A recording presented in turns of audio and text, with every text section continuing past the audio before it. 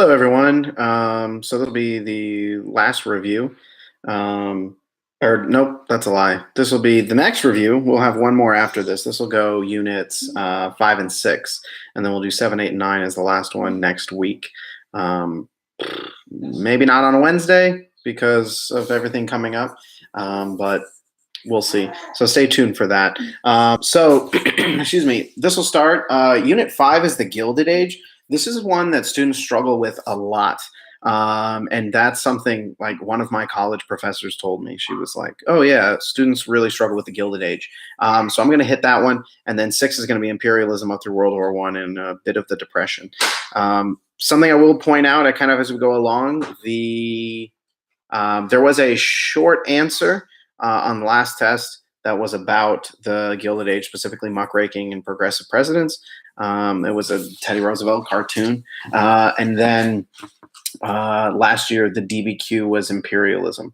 So be kind of aware of that. So they probably aren't going back that same well for the written responses. However, you could see it for multiple choices. So we'll start with Unit 5. This is going to cover essentially 65 till 1920. When we looked at this, we looked at it from a domestic standpoint, and then Unit 6 was looking at more of the foreign policy standpoint. So we're going to look at the domestic part for a second here. First, starting with the U.S. is an industrial power. Excuse me. They have a massive supply of raw materials, and that's going to be helpful for them coming out of the Civil War. And we're going to start seeing America really step into this kind of significant producer, and we'll start seeing a shift out of just raw materials to what can be created with the raw materials, and you'll see that continue on up through World War II, and then it'll change later on, but that's kind of where you'll start to see this coming out of the Civil War. Excuse me. The labor supply, you have tons of immigration coming over. And the thing that I want to stress as kind of an overarching point to the Gilded Age is always pay attention to leverage. We talk a lot about how systems are set up and that sort of thing for whatever businessmen to have the advantage and things like that. But I do want to point out the idea of leverage. You're going to watch a working class try mightily during this time period to get better conditions, workers' rights, things like that. And things don't really happen until there's leverage, which is going to come in the world wars. So always keep that in mind. And I think that's fitting when we talk about what's going on literally today with teachers going out and protesting and things like that. Think about the leverage involved in that. They're able to pull that off because there's a teacher shortage. Like there's no one to come and fill that he can do about that. And we're going to see when it comes to workers trying to get more rights and better working conditions, they have no leverage because there are massive amounts of immigrants who are willing to come in and do that same job for even less than that person is doing it for. And so if you go up to your boss and you're like, yeah, well, I'll quit. He'll go, cool, sure. Feel free. The door's right there because I can get someone to replace you. In fact, I can get 7 people to replace you. And that's going to prevent them from having any leverage. And you'll see this pop up with strikes and unions and things of that nature. There's going to be technology advancements like a huge spike in patents. There'll be telephone, telegraph, things like that. And so with additional technology, you're able to do more things. Something that kind of gets a little looked under or looked over, I guess, would be the Bessemer process, turning into steel, taking iron ore into steel. That'll be helpful in building skyscrapers. And I mean, heck, that was even the thing there. Skyscrapers are going to start popping up and elevators and things of that nature. So that's always helpful when it comes to an industry. And the government is friendly towards businesses. They are working on behalf of the businesses. This is that laissez-faire mentality, hands off. I'm not going to push regulation. We're going to let capitalism do what capitalism does. And the name behind this, the Gilded Age, is coined by Mark Twain. And excuse me, there's that. So it is coined by Mark Twain. And the idea being, so gilded is when you have a fancy material like gold over an interior that's not gold. So if you had just like random metal and then you gilded it and you put gold around it, it would look like solid gold, but it wouldn't be. That's the idea behind this time period. If you look at America, you're like, oh my God, we're doing amazing. Everything's great. You're going to see a middle class appearing. But if you kind of scrape away at that, you're going to see kind of the dark, true nature underneath. And then this whole time period is going to be oh my God, we're making a bunch of money. Hey, are we doing things wrong? This is kind of a problem. Oh, maybe we should fix this. That's in general what you're going to see during the Gilded Age. When it comes to immigration, there has been a lot of immigration in American history. The immigration in this case is shifting from the old people, and by the old people I mean Western Europe, switching to Eastern Europe. And so those Eastern Europeans are coming in, and they are different. And I mean, without going too far into America and the values we hold dear and whatnot, as human beings, we struggle with people who are different from us for a variety of reasons. Sometimes it's we feel that that is an attack against us, or maybe it's competition. They're going to take things that we have. There's a scarcity, what have you. We don't like things that are different. That's different food, different languages, different cultures, different customs. And you have that with Eastern Europe. And when these people come over, they are moving to cities. Cities are going to be massively urbanizing as you start seeing more and more people pouring into cities. And there'll be these ethnic enclaves that are created, like Little Italy and things like that. Chinatown, you'll see examples of that.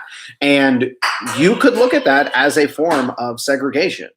Segregation is, of course, illegal at this point because after the Civil War, or I shouldn't say illegal, excuse me. Segregation is legal, but we always think about it in terms of the South. And we look at it in terms of African Americans and white people in the South. You're going to see that in the North. And this is a little bit of those de facto segregations. And what you're seeing is people choosing to be around people who are like them.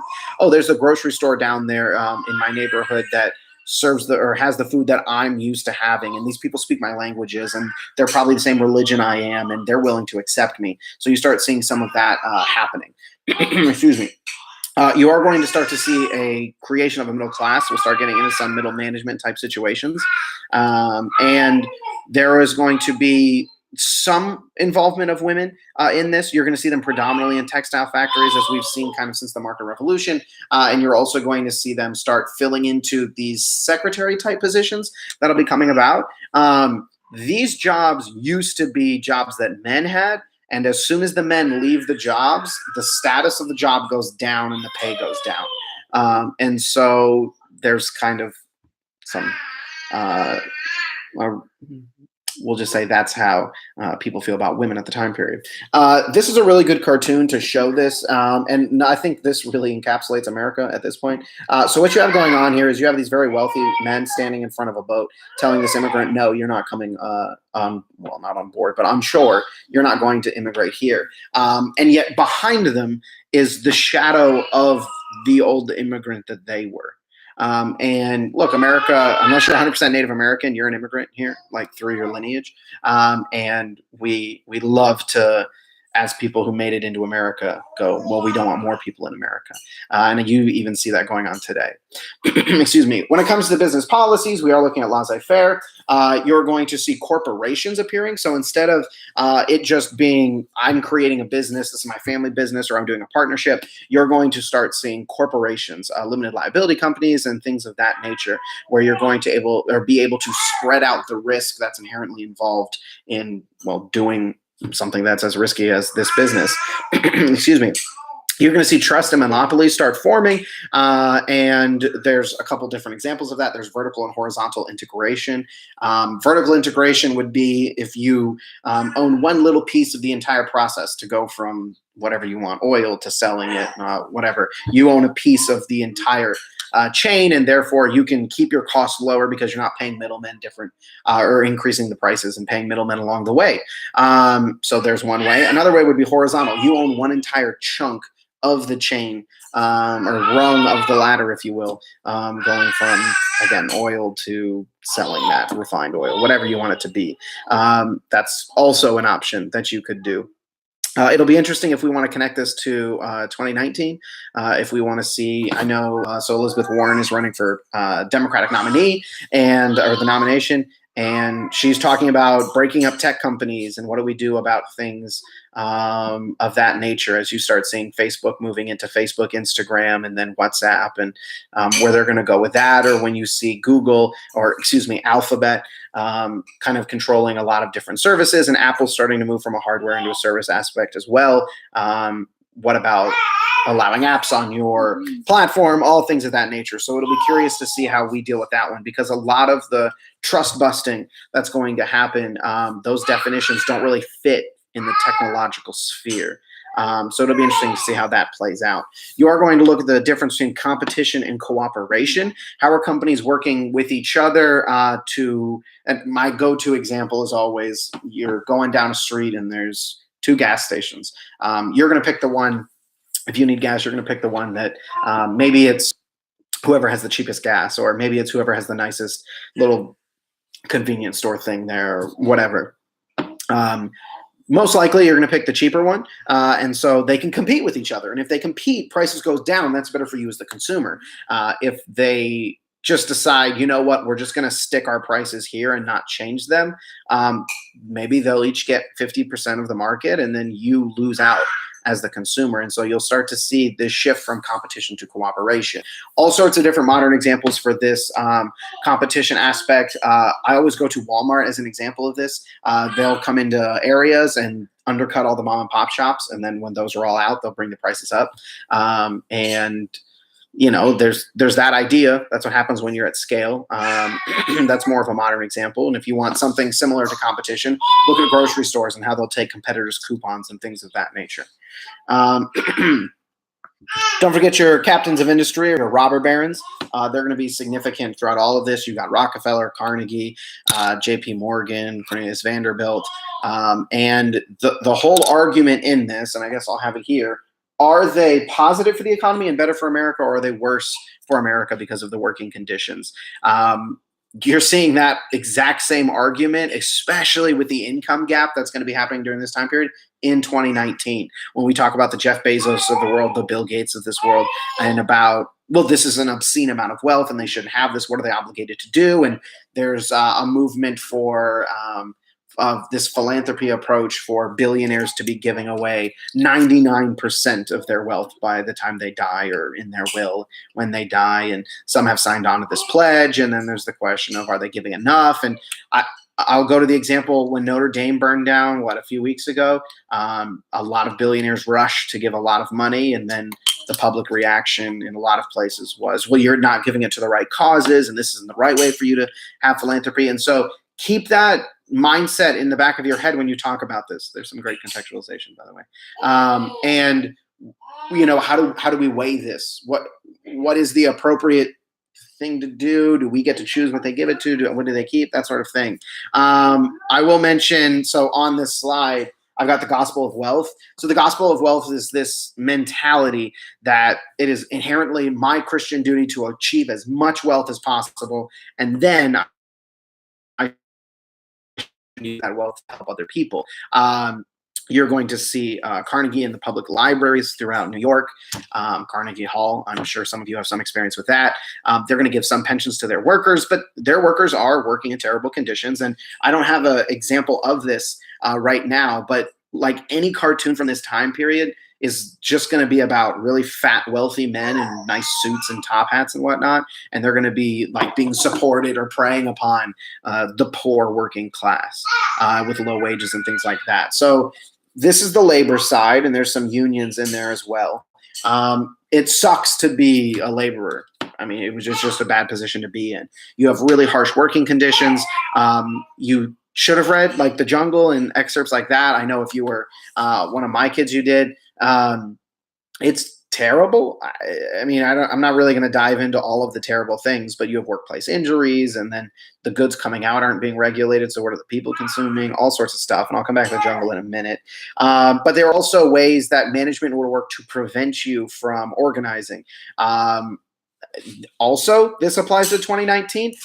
Something that I think you can connect this to is if any of you watch South Park, in the last few months, they did an episode, on the Amazon like shipping distribution centers. and about how terrible those working conditions are, because the workers are penalized if they go to the bathroom, so they pee in bottles like out while working, while they're also watching robots take their jobs and work faster than them and things like that, and they have terrible pay. And they used to get benefits of like stock options, and then when Amazon raised the minimum wage to $15, they took away those options, which would ultimately end up being more valuable for them. So we haven't solved all of this labor issue. You can look at the fight for a $15 minimum wage in all of this. And this is going to be a significant problem as we start getting more into automation. But I guess that's a little bit 2019 for us and into the future. But my point in that is this necessarily hasn't gone away. You still see the fighting between management and the workers. The cheaper workers are, the more profits the businesses can make, the more they can put into the businesses. And a conservative approach to that would be, that means they can hire more people. We're okay with that. And then the liberal approach to that would be, these are terrible working conditions. We shouldn't do this to people. They deserve, and I think the popular phrase now is, a living wage. Excuse me.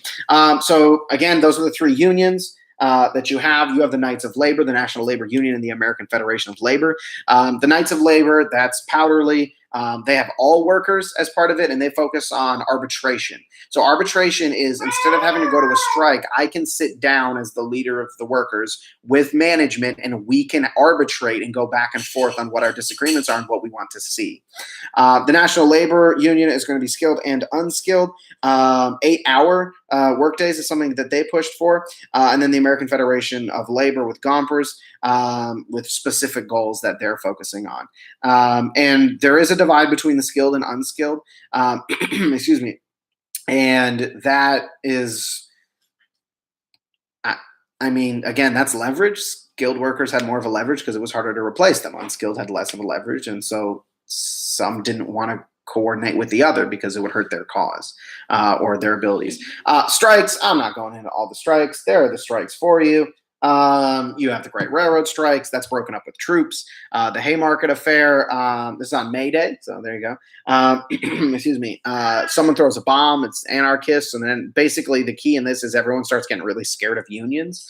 You have the Homestead strike with one of Carnegie's plants, and they also have the military come in. The Pullman strike, we cut wages, Debs will get jailed. I mean, you got lots of strikes going on, and ultimately they're not really successful. And that boils down to leverage. If you don't have leverage, you're not going to come out successful in this. Here's a little snapshot of the political party alignment. Excuse me. The Democratic base, and again, the parties are, they've kind of switched from what you would expect following the Civil War. We're starting to see some things align and some things not. So the Democratic base is going to be white Southerners. Those white Southerners, this is on race. So the Wilmington race riots in 1898, that's going to be when you start seeing white supremacy become a stronghold in the South. And the South is going to be Democrat specifically from that white supremacy angle, and then ultimately end up becoming Republicans in more modern time as that kind of switches. But you have immigrants who still make up a part of the Democratic base. The working poor still make up a part of the Democratic base. And I mentioned they support white supremacy and labor unions. The white supremacy part, not to modern day, but the labor unions, yes, that would be modern day. In fact, I think Joe Biden just got like firefighters union to support him in his nomination thing. So you'll still see that happening. The Republican base, Northern whites, blacks, nativists. Arguably, you could say the nativists are still around in the Republican Party, as you see Trump run in 2016 on Build That Wall. They will support big businesses. That is true. Favor anti-immigration law. Yeah, Trump's done that a number of times. So you still see that with the Republicans. If I was there with you, this is on the difference between honest and dishonest graft.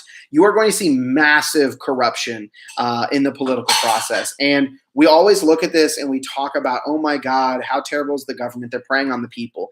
But the thing that I really, really want to hammer home is that not everyone is being hurt by this corruption. And this is a phenomenal piece for you to look at.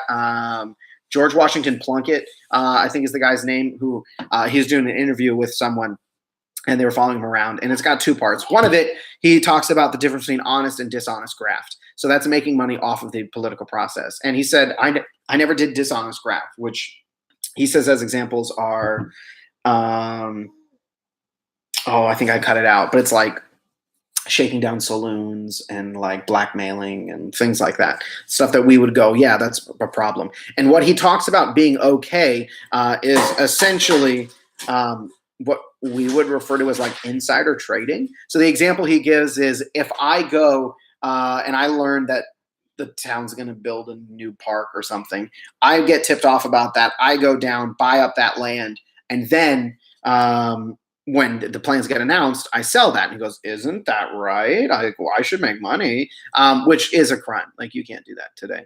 But he's making that distinction. And then when you look at, they do a diary of his life as well in that piece, or a typical day. And literally from like, I think he sleeps for like 3 hours, from like 3 in the morning until midnight, he is going around to every different group of people throughout his community, helping them with stuff. And that's why they voted for him. When you come off the boat, people are greeting you there. Hey, here's some food. Here's a place to get a house. Here's a place to get a job. Don't forget to vote Tammany. And yeah, that's corruption. Like, I mean, that's wrong. They do all like Tammany Hall is full of all sorts of interesting things for how it gets built and how they're spreading money around. But they're helping people. So it is definitely much more complicated than we choose to think about. They're also doing civil service. So it's like you're getting these patronage jobs. And then someone's got to go kill the president and ruin this for everyone. And so Charles Guiteau is seeking patronage, doesn't get it, kills President Garfield. And then in typical American fashion, as soon as there's an emergency, we go, oh, maybe we should fix this. Maybe this is a problem. And so we will create the Pendleton Civil Service Act, which is going to say, hey, let's have merit jobs. Or merit-based jobs. So you have to take a test and prove that you'd be good at this job before you get it. And it's going to start at the national level, and eventually it'll trickle down, and that's still there today. We kind of overlook the Populist Party sometimes. The Populist Party and this idea of populism is going to pop up a lot throughout American history. And again, I keep harping back to 2016, but there's a lot of connections to this. I do think there's some really good parallels between the Gilded Age and kind of today and where the world is going and things of that nature. So I do think that would be some great contextualization type stuff you could talk about, and some overarching themes you could consult if you were writing an essay about this. And I know I started by saying I don't think there'll be an essay about this, but there you go. They believe the system's rigged. Oh my God, the government is against us. And in their defense, it feels like that to them. I mean, railroads are cutting sweetheart deals to big businesses and not to these poorer people. And they're upset with the whole monetary policy. And yeah, this is a legitimate beef. It's similar to how a lot of people were like, oh, the government's out to get me. Let's drain the swamp. Similar sentiments. They're upset with railroads. They're upset with monetary policy. They do not want a gold-backed dollar. They want a silver-backed dollar, or silver and gold, so bimetallism. Without going too far into the economics of that, essentially, if a dollar's worth a certain amount of gold, then it inherently has value. And so a lot of these populists, who are primarily farmers, are in debt a lot of money. If you switch to bimetallism, so now that piece is, because there's only so much gold in the world, and that America has, if you now make that piece worth a specific amount of gold or silver, you can print more money. That's going to increase the amount of money out in the marketplace, and that's going to make money less valuable. That's great if you owe people money, because now you owe them less, in a sense. That's terrible if you are someone who is like has loaned out money, because now you're getting less in return. And so the powers to be, the rich people don't want that. The poor people do want that. There are a lot of significant ties to the Wizard of Oz. That's worth a whole rabbit trail for you to go hunt down on YouTube and things like that. One of the big problems for the farmers is prices are going down. I don't think I have a picture of it. I don't, or a graph. But what's happening is the price of goods are going down. And so the farmers go, oh, crap, I need to sell more. So they grow more, and then they go to market, and the prices go down even more. And then they're like, oh, no, I need to sell more. So they grow more. And what they're doing is driving down the price because of the massive amount of supply they have. And that's the scarecrow.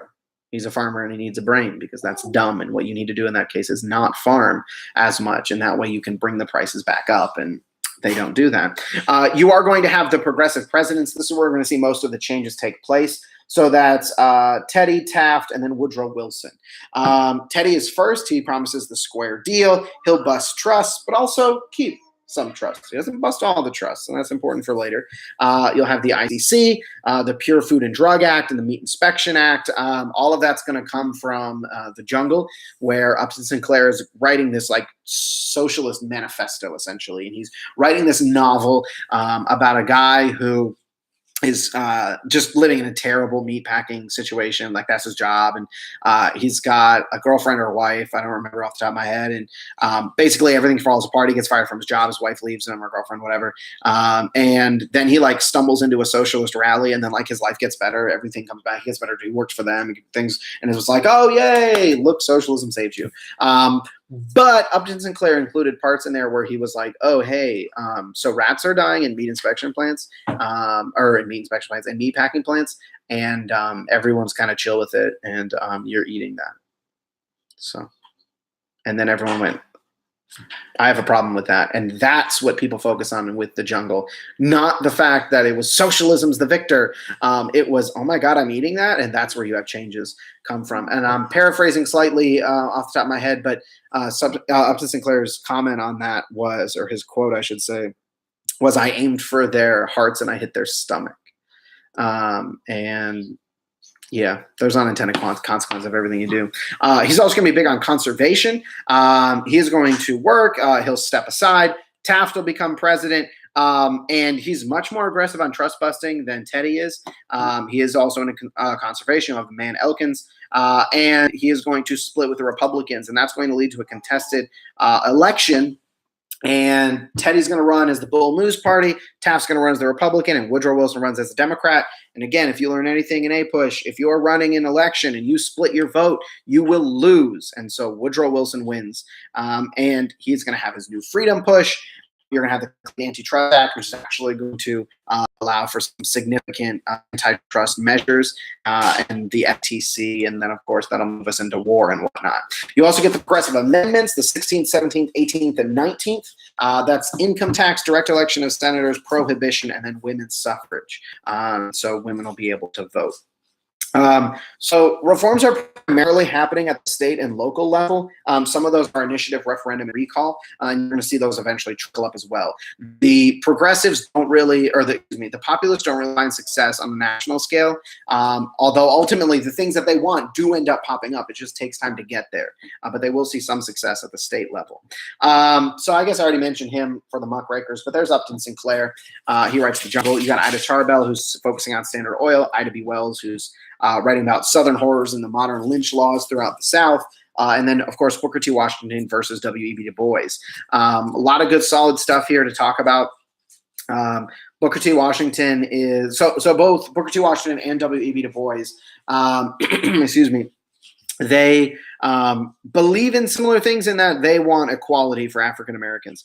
And one of the things that, excuse me, one of the things that they focus on, and this is different, Booker T. Washington is, let's get leverage. Let's find value, for that. I always go to this example, right? So Booker T. Washington was get educated on like a skill. So I always use plumber as my example.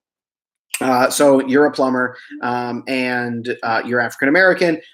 Everyone needs things cleaned, fixed, and pipes and whatnot. And if you're available and someone really has a crisis, no matter how racist they are, they'll probably still come to you. And then what happens over time is you start getting credibility because economically you're being part of the community. And that was his idea for getting eventual equality, which would take time, and it's not in the face, and it's very much like adhering to a white person's kind of regimented thing of like, well, I guess we won't accept that. And eventually white people will accept you.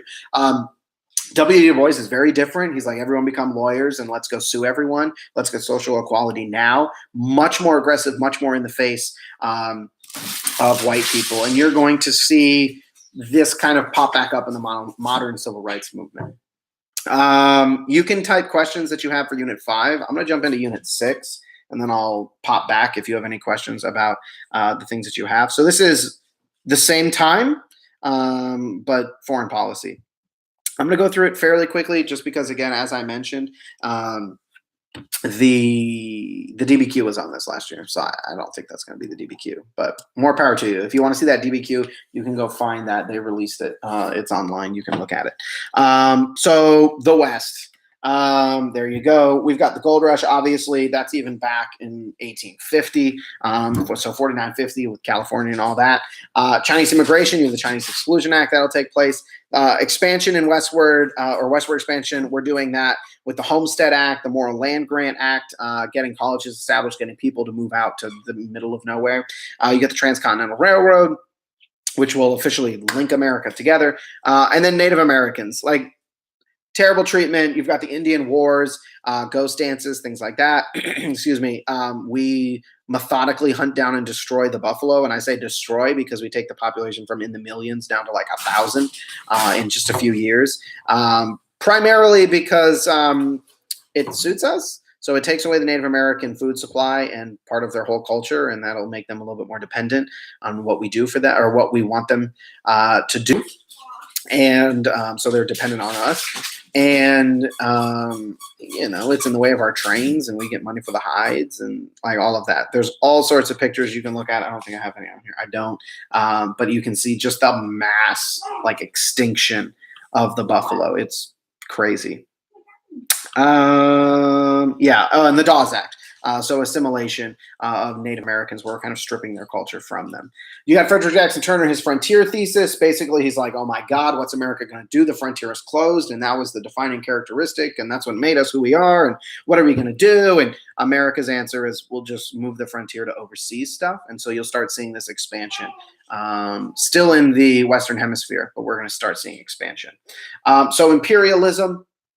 Great cartoon for you to look at. Ton of good imagery and content in here. I have it cropped down a little bit. It's worth looking up on Google. There's some high-res version that you can zoom in and see like every detail of it. So I do recommend that. Excuse me. Spanish-American War is going to happen. You have yellow journalism going on at this time period. The famous quote, you provide the photographs, I'll provide the war. If it bleeds, it leads, that sort of idea. Tons of connotations and connections to America today with fake news and clickbait and all sorts of stuff. So we clearly haven't fixed that. So everyone who's bemoaning fake news and about how this is the disastrous end of American history, we've been through part of it before, so we're still working on it. Cuba is being run by the Spanish, and they're being really brutal to the Cubans, and we get involved. And we're like, oh no, we feel bad for them. And we see the pictures and we're like, oh, that's so bad. We should help them. And we have Remember the Maine. So the Maine explodes, and we're like, oh my God, it's been bombed. And really it was just an accident, and it just exploded. But no, that gives us justification for war. And we go into this and we're going to fight this war. And we go in and we win real quick. And then we go, oh, what are we going to do? And we have the Philippines, Guam, Puerto Rico. We have all of these land, and then we're like, oh, I guess, what do we do? We're going to stay bogged down in the Philippines for a while and eventually let it go. We still have Puerto Rico, excuse me. And when we have Cuba, we put the Platt Amendment in, which is like, yeah, you're a real country. Just kidding, kind of not really. Also, we kind of can tell you what to do. And we keep Guantanamo Bay, which last I checked, we still have. There's the open door policy in China, which is, much heralded as like, oh, America's looking out for China. There were spheres of influence, and only specific countries could trade with China in these specific areas. And America's like, that's not right. They should choose. And we did that because we didn't have a stake in the claims. Like we didn't have an area. So now everyone does, which means we have access. So a little bit selfish on our part. We legitimately just steal Hawaii. Like we just take it.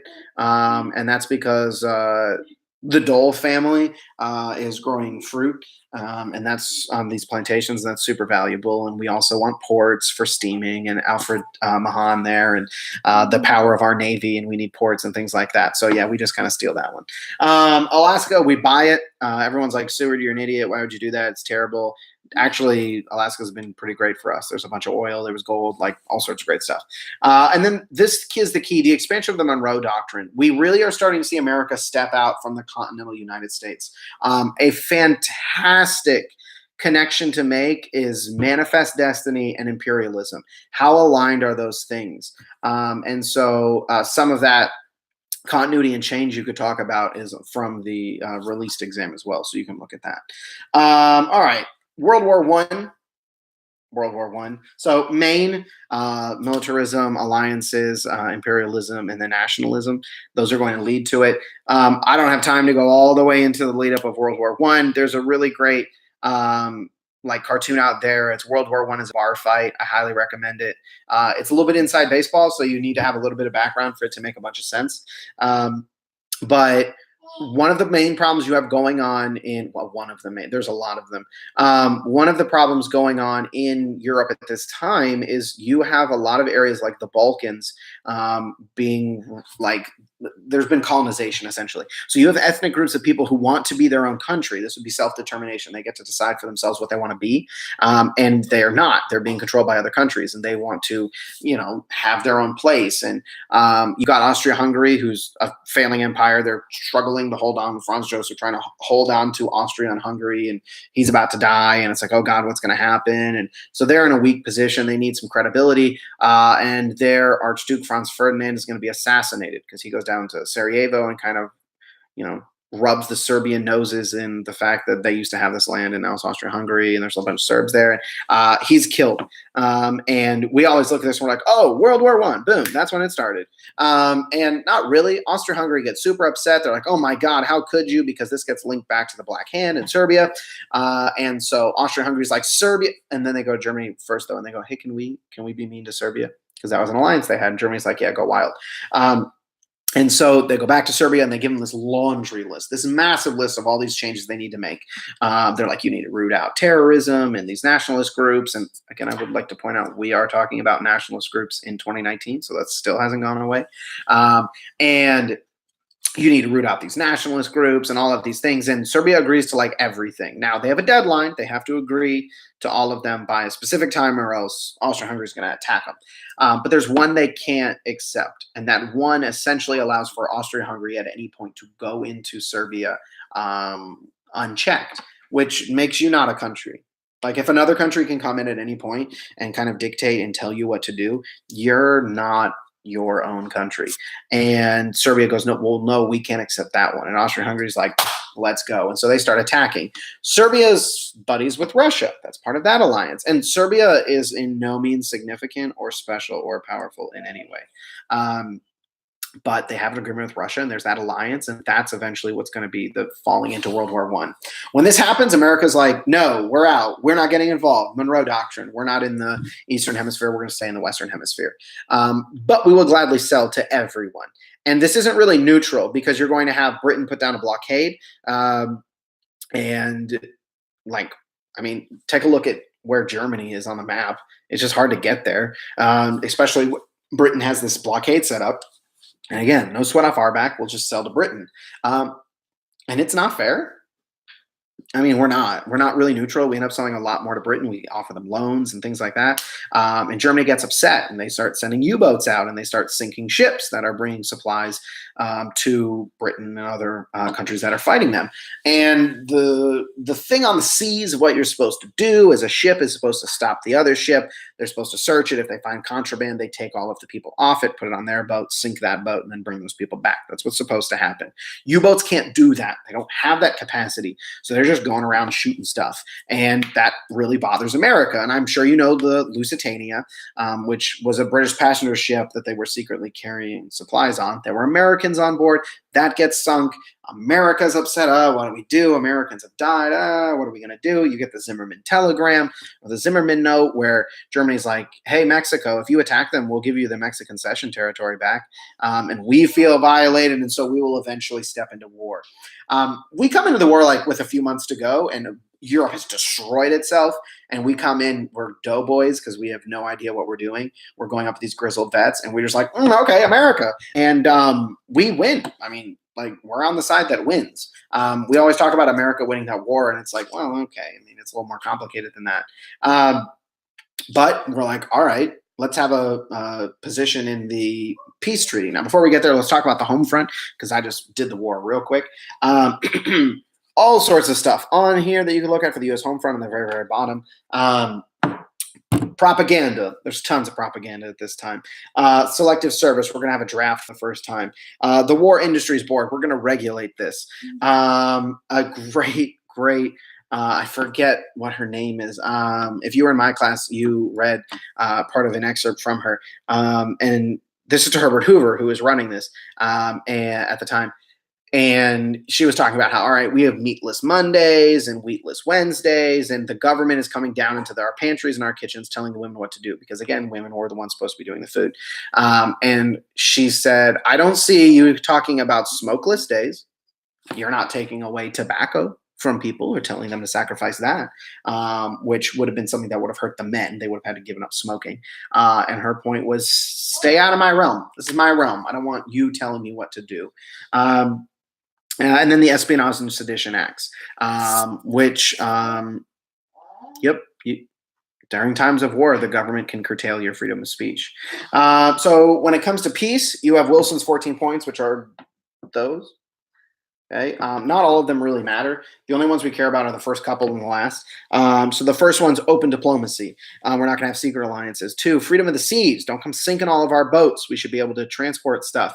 3, removal of economic barriers so that people are trading with each other. If you're trading with another country, you are less likely to fight them. We do not like China, but darn it, we make a lot of money with China. It would be stupid for us to attack them and start a war with them because we need each other. So even though we don't like their communistic approach, we do need them to make money, and they also make a bunch of money off us. So we have that relationship going.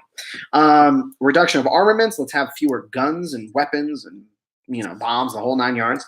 And then a whole chunk is going to be on self-determination. Let's redraw the boundaries, redraw the lines, and let people choose for themselves what country they want to be a part of and what they want their government to be. And then the last one is the creation of an association of nations, which will become the League of Nations. All of these are predicated upon let's try and fix what led to World War I. And those are really good ways to prevent World War I, for sure. They also all don't bear fruit. And so the ending of World War I is going to be a significant factor in World War II. And so you can't ignore that. So the Treaty of Versailles, and another thing Wilson didn't want to do was he didn't want war guilt. He didn't want reparations, any of that. But America just came in at the tail end and didn't have any real skin in this game. Yes, we absolutely had people die, and I'm not trying to belittle that. But when you compare it to places like France, nope, we didn't have anything near the losses they had. And they want their pound of flesh, and Britain does too. And so they keep the war guilt clause in there. So it's Germany's fault because they're the ones who surrendered. A good tip to never be the war be your fault is to win. It's never your fault if you win. There's going to be demilitarization in Germany. And I don't have it on here, actually. I should. Reparations. They have to make massive payments back. And so we are actually working with them to loan them money to make their payments. And this is all to help the other economies rebuild. I do want to point out, though, what we're going to see in the Great Depression is America's going to start closing off its gates and raising tariffs because things are going bad, and that's going to happen for everyone in the world, and this will become a global depression. But I'll get into that one next week. This will also lead to the stabbed in the back myth. The Nazis will go around Germany being like, oh yeah, we would have won World War I, but the Jews went to the Treaty of Versailles and stabbed us in the back. And no, that isn't what happened, but that's where that comes from. And it'll lead to World War II. Following that, you're going to have a return to normalcy. We often overlook this, but America went out in Europe for the first time, and then we're like, oh, shoot, come back. No, we don't want to do any more of this. We don't join the League of Nations. So I don't have him on here, actually. Henry Cabot Lodge is going to be a senator who pushes for us not to join because we go, I don't want other countries telling me what to do. We're America. And so we don't join the League of Nations, and it's going to not be successful because we're not in it. Harding is going to be the president. This is this return to normalcy idea. Let's go back to isolation, laissez-faire governments. Let's try and go back to the way we were. Lower taxes, tariffs, things of that nature. Coolidge will also be present for this. And that's going to play a part in the eventual coming of the Great Depression. So I guess last little thing for it, we'll just do the causes real quick and then wrap it up. As I'm segueing into this, go ahead, put any questions you have on any of this or stuff in general, and I'll get to that after this. I have some causes on there for the Great Depression. There are a bunch. Obviously, the stock market crash is one of them. Some of those things, though, are uneven distribution of wealth. I do think it's interesting to check this. How many of these things do we still have today, right now? Uneven distribution of wealth, check. Bank failures, no. And I made this connection for those of you that have been through the Great Recession. We learned from that. We bail out the banks, and people today are so pissed that we bailed out the banks. Just a couple days ago, Monday, Chase tweeted like some snarky comment trying to be a young, millennial about why do you not have money? And they were like, oh, have a different lifestyle. And they got dragged on social media because people all were like, you got bailed out for your giant failures. So who are you to talk to us? And we hate that. That's so wrong. But if they hadn't gotten bailed out, they would have failed. And then it would have made the recession so much worse. That's what we saw in the Great Depression, and that's why the government bails out the banks. And you can hate it, and yes, they turn around, they take that money, they pay their executives gigantic bonuses and screw over the American people. Absolutely. But that's the reason, because we don't want people running on the banks and all of a sudden their money being gone. And that's going to be a problem. If you have probably grandparents who don't trust banks, I'm assuming it's because of this. Like if they have their money under their bed or, whatever, not in a bank, they're like, I don't trust that. It's coming from this mentality because the banks were failing. So it was like, oh, I saved all of my money and I put it in a bank and then they failed and I lost everything. So that's a significant problem. High stock prices, buying on margin, which is where you're buying with credit, which is a terrible idea to buy a stock. Foreclosures. Hold on. Actually, let me go back. We are seeing some stock prices going up.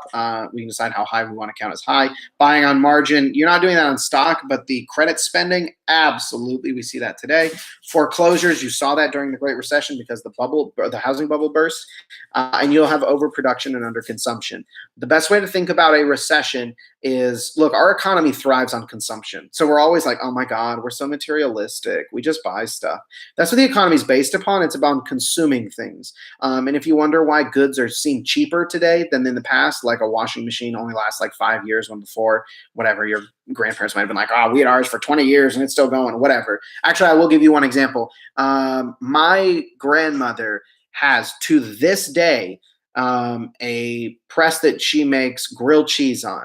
And this thing is like incredibly dangerous. I mean, you turn it on and instantly it's the hottest thing you've ever experienced. It will totally burn you. Absolutely.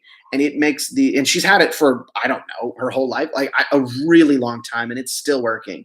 And it makes amazing grilled cheese sandwiches. And we don't have that anymore. Like they're super cheap, partly because like people would sue so fast. But also when it goes bad, you'll buy another one. You'll keep consuming. That's what this economy is based on. So as much as we don't like it, that's what it is. And what happens is when people don't feel like they have enough money, they will stop consuming. When they stop consuming, businesses have to stop producing as much. Now, the overproduction is they're like, well, we need to sell more. Let's make more. Terrible idea. Again, think of the farmers. And so what the businesses have to do is they go, oh, we need to save money. We're going to cut people. So they cut jobs. That means there's people now who have less money. They don't buy things. So businesses have to cut jobs. And so then there's more people who don't. And it's the spiral downward.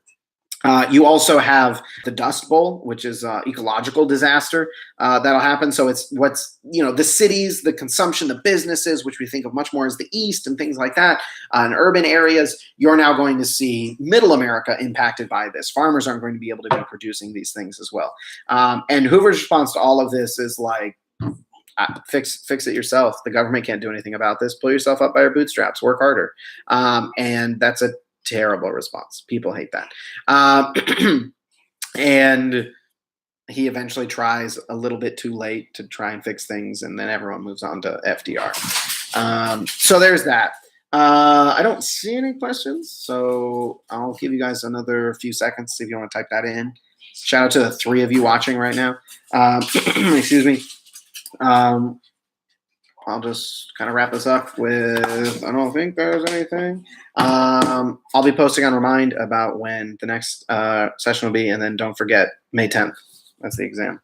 All right, seeing no questions. Have a great day, everyone.